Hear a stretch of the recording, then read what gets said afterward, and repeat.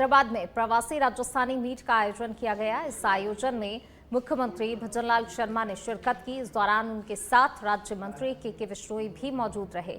CM Bhajanlal Sharma ने कहा कि राज्य सरकार प्रवासी राजस्थानी समुदाय के हितों को ध्यान में रखते हुए एक विशेष विभाग बना रही है और एक विशेष नीति लाने जा रही है, जिसके तहत उन्हें निवेश के लिए अनुकूलतम सुविधाएं और अवसर उपलब्ध कराए जाएंगे।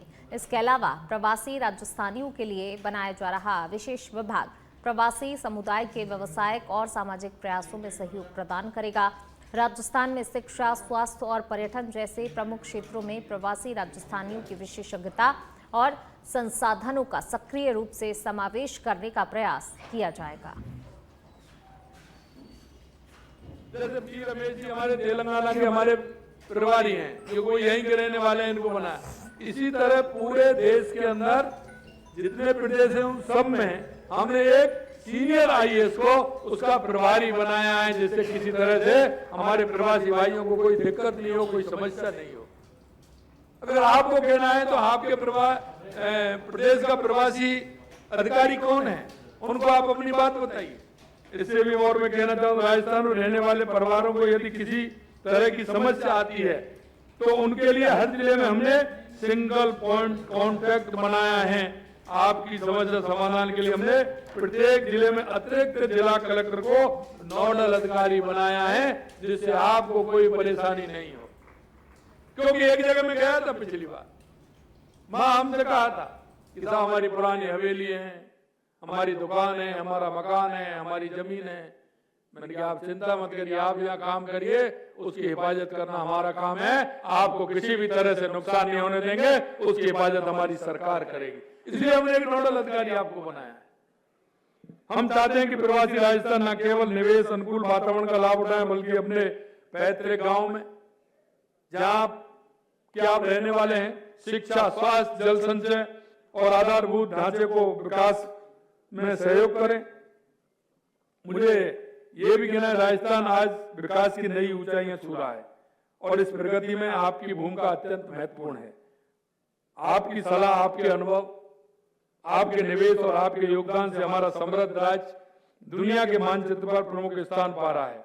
पिछले साल दिसंबर में आयोजित राइजिंग राजस्थान ग्लोबल, मैंने जैसे कहा 35 लाख करोड़ रुपए के एमओयू हुए थे।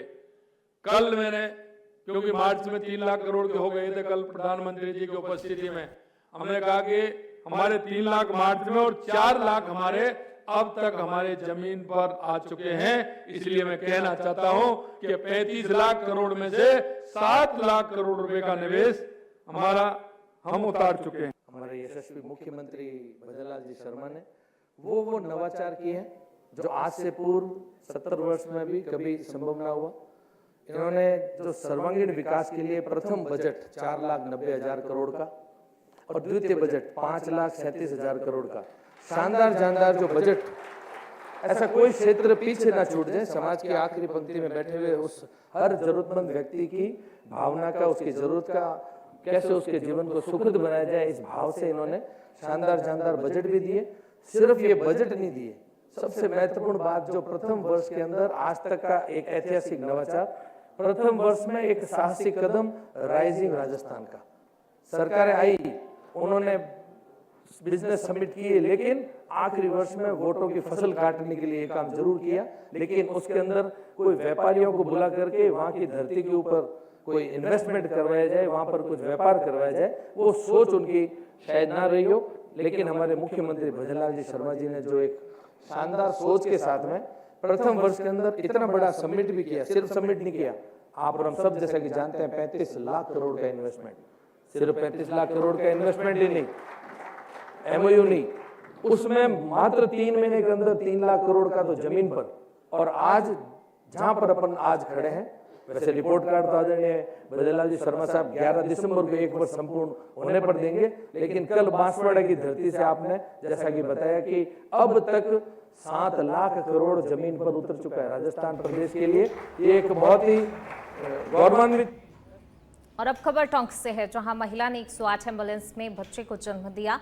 आपको बता दें कि सूचना पर 108 एम्बुलेंस मौके पर पहुंची, लेकिन ज्यादा परेशानी होने से ईएमटी गुलबाज मोहम्मद और ड्राइवर मोहम्मद जमील को रास्ते में ही प्रसव करना पड़ा। नवजात और मां दोनों को प्रसव के बाद निवाई अस्पताल में भर्ती कराया गया, जहां पर दोनों पूरी तरह से सुरक्षित बताए जा रहे हैं।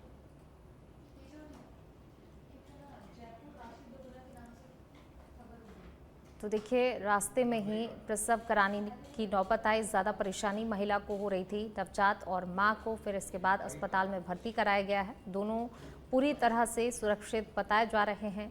108 एम्बुलेंस में ही बच्चे का जन्म हुआ है। हालांकि मां और नवजात दोनों ही सुरक्षित हैं। दोनों को फिर निवाई अस्पताल में भर्ती करा दिया गया है, जहां पर डॉक्टरों ने दोनों को स्वस्थ बताया है। तो मां और बच्चा दोनों ही पूरी तरह से सुरक्षित हैं। भीलवाड़ा के मांडल से खबर, आग लगने से इको गाड़ी जलकर खाक हो गई। मांडल थाना क्षेत्र के राष्ट्रीय राजमार्ग 158 की घटना बताई जा रही है। हरिपुरा चौकी क्षेत्र के जेवलिया बस स्टैंड के निकट आग लगी। इको गाड़ी आसीत से भीलवाड़ा जाते समय ये हादसा हुआ है। हादसे में बाल बाल बचे हैं यात्री। मांडल थाना क्षेत्र के राष्ट्रीय राजमार्ग पर यह हादसा हुआ। आग लगने से इको गाड़ी जलकर पूरी तरह से खाक हो गई। मांडल थाना क्षेत्र के राष्ट्रीय राजमार्ग 158 की ये घटना बताई जा रही है। आसींद से भीलवाड़ा जाते समय यह हादसा हुआ है। आग लगने से इको गाड़ी पूरी तरह से जलकर खाक हो गई है। मांडल थाना क्षेत्र के राष्ट्रीय राजमार्ग 158 की ये घटना है। तो आग लगने से इको गाड़ी जलकर खाक हुई है। आसींद से भीलवाड़ा जाते समय यह हादसा, मांडल थाना क्षेत्र के राष्ट्रीय राजमार्ग 158 पर यह हादसा हुआ है। ये इको गाड़ी आसींद से भीलवाड़ा जा रही थी। इस दौरान जो है इस इको गाड़ी में अचानक आग लग गई। मांडल थाना क्षेत्र के राष्ट्रीय राजमार्ग 158 पर यह हादसा हुआ है। सुजानगढ़ राजस्थान शिक्षक संघ का 2 दिवसीय चूरू जिला शैक्षिक सम्मेलन सुजानगढ़ शहर की राजकीय पीसीबी स्कूल में आयोजित हुआ। इस सम्मेलन में विधायक मनोज मेघवाल, पूर्व मंत्री खेमाराम मेघवाल, प्रधान मनभरी देवी सहित कई लोग मंच पर मौजूद रहे। कार्यक्रम की शुरुआत दीप प्रज्वलन से हुई। इसके बाद सूरज कुमारी गाड़ुतिया आदर्श विद्या मंदिर की छात्राओं ने सरस्वती वंदना और स्वागत गीत की प्रस्तुति दी। मोदी पब्लिक स्कूल की छात्राओं ने स्वागत नृत्य पेश किया। कार्यक्रम को संबोधित करते हुए विधायक मनोज मेघवाल ने कहा कि वर्तमान युग के परिदृश्य में शिक्षा में बदलाव और शिक्षकों की भूमिका के बारे में मंथन की जरूरत है। ये शैक्षिक सम्मेलन राजस्थान शिक्षक संघ सियाराम का सुजानगढ़ की धरती पर आयोजित किया गया है। इसके लिए मैं सुजानगढ़ कार्यकारिणी को बहुत बहुत धन्यवाद देता हूँ, चूरू जिले की कार्यकारिणी की तरफ से। और इस 2 दिवसीय सम्मेलन में शिक्षक की समस्याओं और शैक्षिक उन्नयन के लिए विचार विमर्श किया जाएगा, जिससे ज्यादा से ज्यादा मतलब शिक्षा का प्रसार हो, हर घर तक, हर ग्रामीण क्षेत्र तक, गली मोहल्ले तक शिक्षा का प्रसार हो। इसलिए उस पर चिंतन और मंथन किया जाएगा। डूंगरपुर से खबर, डूंगरपुर जिला मुख्यालय पर शिशु गृह के पालने में गुरुवार देर रात को लावारिस नवजात को छोड़कर चला गया। शिशु गृह के स्टाफ को सूचना मिलने पर तुरंत ही उसे जिला अस्पताल लेकर पहुंचे, जहां पर डॉक्टरों की टीम ने शिशु की स्थिति नाजुक होने के कारण आईसीयू में उसे भर्ती कराया है। बच्चा अभी जिंदगी और मौत के बीच संघर्ष कर रहा है। डॉक्टरों की टीम उसे बचाने का प्रयास कर रही है।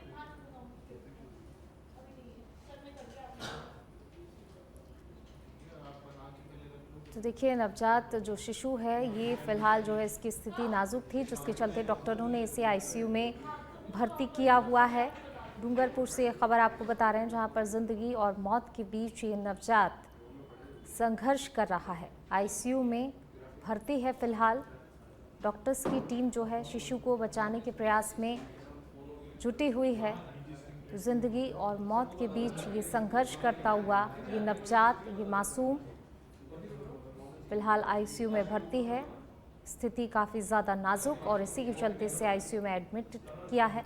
डॉक्टर्स की टीम लगातार जो है इस नवजात को बचाने का प्रयास कर रही है। तो डूंगरपुर से ये खबर आपको बता रहे हैं। फिलहाल जो है इस नवजात की स्थिति काफ़ी ज़्यादा नाजुक है और ज़्यादा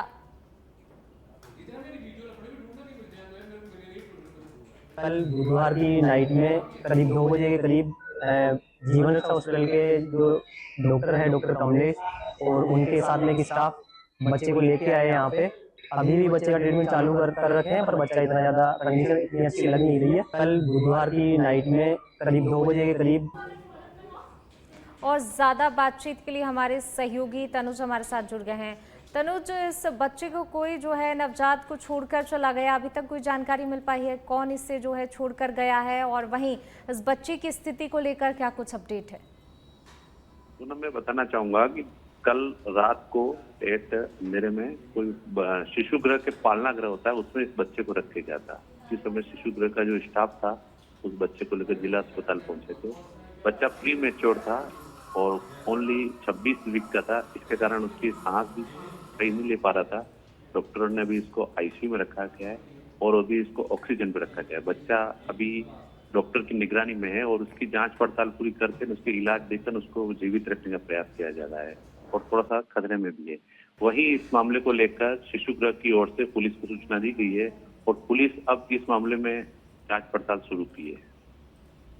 जी शुक्रिया तनुज इस तमाम जानकारी को साझा करने के लिए। चलिए बढ़ेंगे आगे। बालोतरा के बायतू से खबर, जहां बायतू उपजिला अस्पताल को मिली सोनोग्राफी एवं डायलिसिस मशीन। पूर्व केंद्रीय मंत्री कैलाश चौधरी ने शुभारंभ किया है। उपखंड सहित ग्रामीण क्षेत्र के लोगों को इसका फायदा मिलेगा। ग्रामीणों को अब नहीं जाना पड़ेगा सोनोग्राफी के लिए बालोतरा। बाड़मेर, जोधपुर लंबे समय से ग्रामीण सोनोग्राफी मशीन की मांग कर रहे थे और अब उनकी मांग जो है पूरी हो गई है और इसी के चलते अब उन्हें कहीं दूर भटकने की जरूरत नहीं होगी। कार्यक्रम में भाजपा जिला अध्यक्ष अनंतराम विश्नोई, भाजपा नेता बालाराम मूण भी शामिल हुए। ग्रामीणों ने मुख्यमंत्री भजनलाल शर्मा का आभार जताया है। तो देखिए, लंबे समय से जो ग्रामीण सोनोग्राफी मशीन की मांग कर रहे थे, अब उनकी ये मांग पूरी हो गई है। जयपुर से खबर, मिलावट के खिलाफ लगातार अभियान जारी है। ग्रामीण एसपी राशि डोगरा की ओर से यह अभियान चलाया जा रहा है। नकली घी बनाने वाले कारखाने का भंडाफोड़ किया है। कार्रवाई के दौरान 330 किलोग्राम नकली घी जब्त किया गया है। सामोद थाना क्षेत्र के ग्राम समरपुरा में कार्रवाई की गई है। नकली घी बनाने की सामग्री रिफाइंड ऑयल, वनस्पति घी, खाली पीपे, रैपर, इलेक्ट्रॉनिक कांटा सहित सामान जब्त किया गया है। विक्रम जाट और कैलाश शर्मा मौके से फरार हो गए हैं। खाद्य सुरक्षा अधिकारी वीरेंद्र कुमार सिंह ने जांच की। एएसपी रजनीश पुनिया के सुपरविजन में डीएसपी टीम ने कार्रवाई की। और ज्यादा बातचीत के लिए हमारे सहयोगी राकेश दाधीच हमारे साथ जुड़ गए हैं। राकेश, देखिए, मिलावट के खिलाफ लगातार अभियान जिस तरीके से चलाया जा रहा है, लगातार अभियान चलाते हुए एक कार्रवाई की गई है, क्या कुछ अपडेट इस पूरी कार्रवाई को लेकर?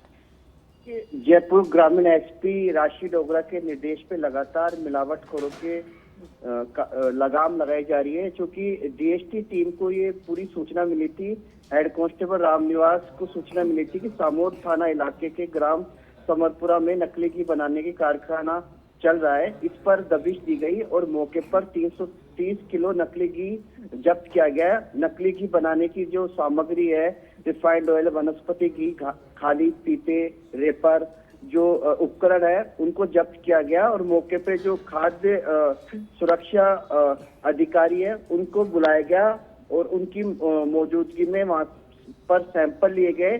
क्योंकि ये पूरी कार्रवाई की भनक लग गई थी। जो आरोपी थे विक्रम और कैलाश, वो अपनी स्विफ्ट डिजायर गाड़ी से पुलिस टीम को देखकर फरार हो गए। फिलहाल उनकी तलाश की जा रही है। क्योंकि पूर्व में भी डीएसटी टीम के द्वारा गांव बासा के कुशलपुरा में दबिश देकर 365 लीटर नकली घी पकड़ा गया था और आरोपी जय सिंह को गिरफ्तार किया था। क्योंकि लगातार जयपुर ग्रामीण इलाके में इस तरह से गोरख धंधा चल रहा है, जो नकली घी बनाने में सक्रिय रूप से काम कर रहे हैं। ऐसे लोगों को बेनकाब करने में जयपुर ग्रामीण पुलिस जुटी हुई है। जी जी राकेश, शुक्रिया आपका इस तमाम जानकारी को साझा करने के लिए। और अब खबर बांसवाड़ा से, जहां पर लोकसभा चुनाव में कांग्रेस से निष्कासित हुए पूर्व प्रत्याशी अरविंद डामोर की पार्टी में वापसी हो गई है। कांग्रेस कमेटी के निर्देश पर प्रदेश अध्यक्ष गोविंद सिंह डोटासरा ने ये कार्रवाई की है। लोकसभा चुनाव में कांग्रेस ने पहले डामोर को अपना प्रत्याशी घोषित किया था, लेकिन बाद में भारत आदिवासी पार्टी से गठबंधन के चलते कांग्रेस ने उसका समर्थन किया। इसके बावजूद अरविंद डामोर कांग्रेस के सिंबल पर चुनाव लड़े, जिस पर आलाकमान ने उन्हें निष्कासित कर दिया था। वहीं अब पंचायती राज चुनाव से पहले कांग्रेस वागड़ और मेवाड़ क्षेत्र में निष्कासित नेताओं को मनाकर वापसी करा रही है। इसी क्रम में अरविंद डामोर को भी पार्टी में फिर से शामिल कर लिया गया है। सिरोही जिले में दाखिल हुआ राज्यपाल हरिभाऊ बागड़े का काफिला। आपको बता दें कि राज्यपाल का काफिला मालेरा टोल क्रॉस कर अबू रोड की तरफ बढ़ गया, जहां पर राजभवन में विश्राम करेंगे। साथ ही नक्की झील में भी नौकायन कार्यक्रम बताया जा रहा है। तो वहीं कल अबू रोड तलहटी स्थित एक निजी संस्था के कार्यक्रम में शिरकत करेंगे।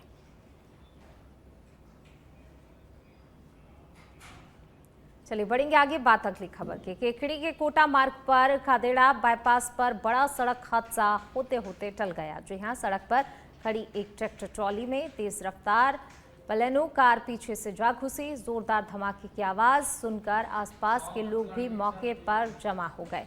गनीमत रही कि कार ट्रॉली के खलासी साइड से टकराई, जिससे कि बड़ा हादसा होने से टल गया और कार में अकेला मौजूद चालक सुरक्षित बच गया। जानकारी के अनुसार ट्रैक्टर चालक बीच सड़क पर ट्रॉली खड़ी कर आवश्यक कार्य कर रहा था, तभी ये घटना घटित हुई। टक्कर से कार पूरी तरह से क्षतिग्रस्त हो गई और मार्ग पर लंबा जाम लग गया।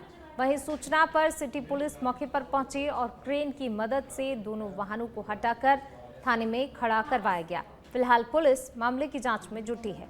इस हादसे ने एक बार फिर सड़कों पर लापरवाही से खड़े भारी वाहनों के खतरों को उजागर कर दिया है।